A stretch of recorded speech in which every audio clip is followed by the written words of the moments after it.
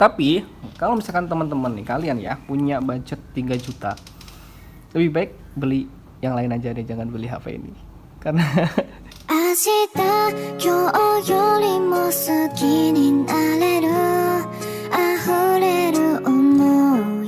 halo teman-teman semuanya, kembali lagi dengan Itmam di sini. Dan untuk video kali ini, di depan saya sekarang sudah ada handphone dari Oppo. Iya, ini untuk tipenya adalah Oppo A95.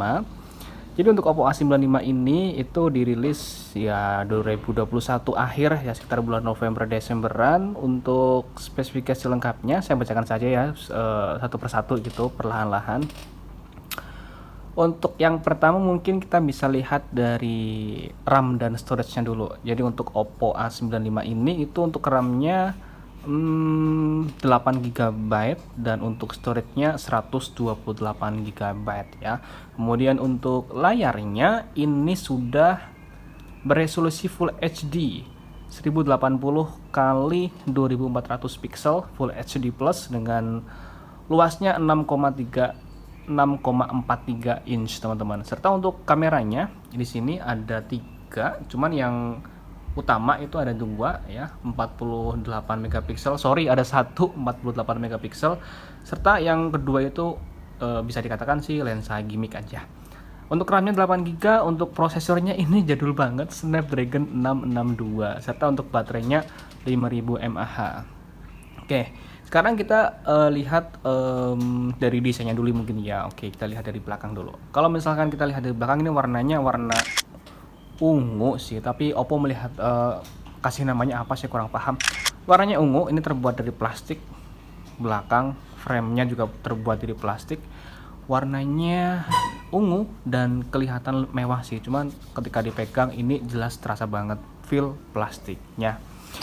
Untuk layarnya tadi ya 6,43 inch AMOLED dengan kecerahan bisa 430 nit, yang kalau misalnya kita pakai di luar ruangan ya sudah cukup oke lah.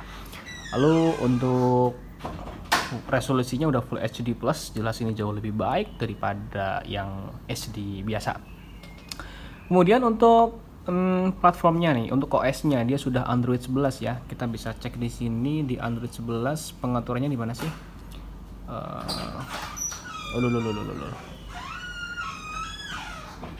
Pengaturan, kemudian tentang ponsel. Nah, di sini kelihatan nama perangkatnya Oppo A95, versi Color OS V11. Untuk versi Androidnya juga Android 11, belum Android 12 ya. Dan untuk keamanannya, update keamanannya 5 Januari 2022. Berarti ini udah update banget. Nih, Android 11 masih Android 11. Ya, enggak apa-apa sih sebenarnya sih.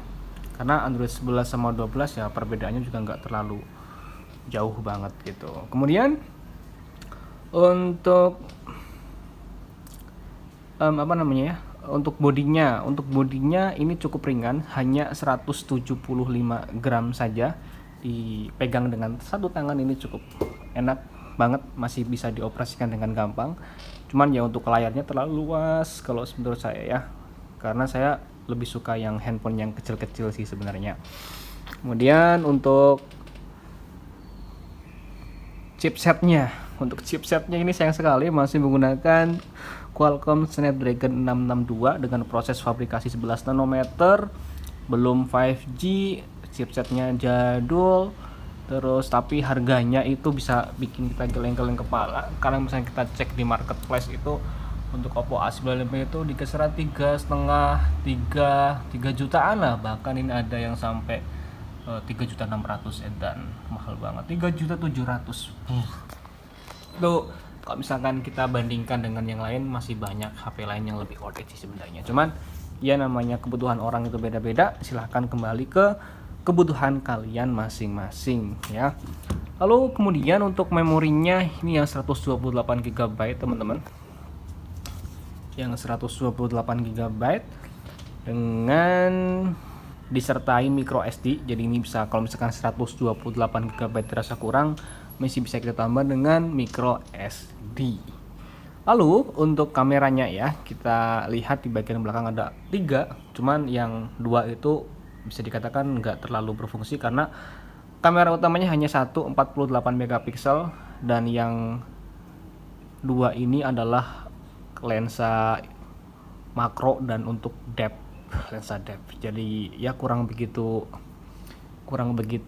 bermanfaat lah. Cuman untuk hasil kameranya ini cukup oke sih, terbilang cukup oke. Dan kalau misalkan pengen yang lebih bagus lagi, ini bisa kalian install Google Kamera, karena untuk kamera dua apinya ini sudah aktif.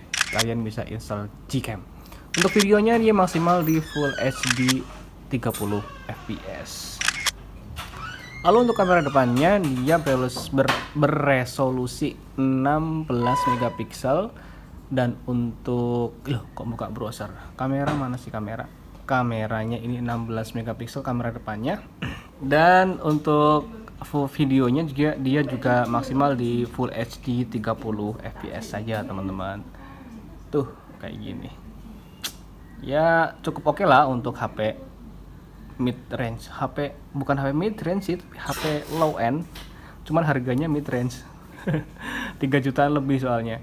Lalu untuk bawahnya ini sudah Type-C tentunya, dengan ditemani speaker mono, dan ada jack 3,5 audio. Itu sih.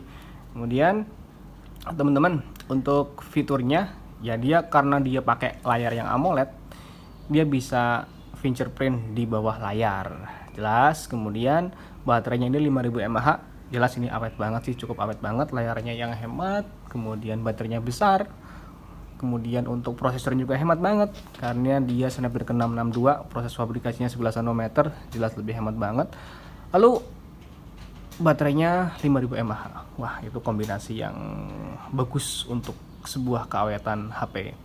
Kalau misalkan dipakai biasa sosial media, chattingan biasa, mungkin ini bisa bertahan 2-3 hari. Ya 2 harian lah bisa dapat dengan gampang. Kalau misalnya dipakai ngegame ya pastinya lebih boros lagi, mungkin sekitar 1 hari mungkin ngecas 1 kali. Tapi kalau misalkan teman-teman nih, kalian ya punya budget 3 juta, lebih baik beli yang lain aja deh, jangan beli HP ini. Karena untuk sekarang mungkin menurutku ya kurang cocok lah bagi orang atau kalian yang suka nge-game atau suka foto-foto. Mungkin ini di harga segitu masih banyak HP-HP lain yang jauh lebih worth it, lebih layak untuk kalian beli. Tapi kalau misalkan pengen HP yang awet, baterainya awet, kemudian layarnya juga cukup bagus, ya ini juga sudah cukup oke.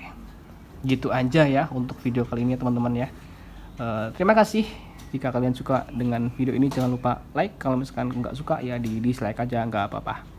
Assalamualaikum warahmatullahi wabarakatuh. Bye.